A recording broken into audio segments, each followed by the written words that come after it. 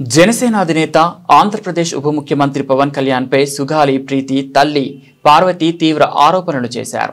ఎన్నికలకు ముందు తమ కుమార్తె కేసు గురించి పదే పదే ప్రస్తావించిన పవన్ కూటమి ప్రభుత్వం అధికారంలోకి వచ్చాక తమను కలవడానికి కూడా నిరాకరిస్తున్నారని ఆమె ఆవేదన వ్యక్తం చేశారు.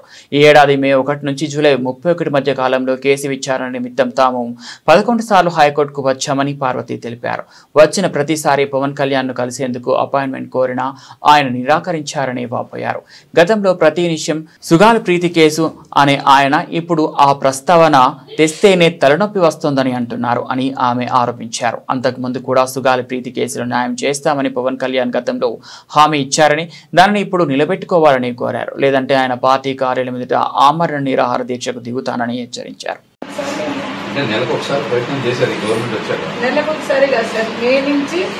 జూలై 31 వరకే 3 నెలల్లోనే మేము 11 సార్లు హైకోర్టుకు రావాల్సి వచ్చింది సార్. సిబిఐ ఆ హైకోర్టుకు వచ్చిన ప్రతిసారి కూడా మళ్ళీ అభ్యర్థి సుందరంలో అపాయింట్మెంట్ అడిగాం.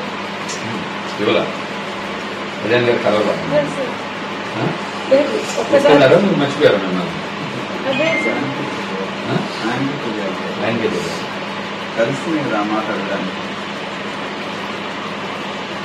అప్పుడైతే సుగాలి ప్రీతి కేసు నిమిషానికి ఒకసారి అన్న ఆయన, ఇప్పుడు మా కేసు అంటేనే తలనొస్తుంది అంటున్నారు సార్. తలనొప్పి వస్తుంది, మా కేసు పేరు ఎత్తితేనే తలనొస్తుంది.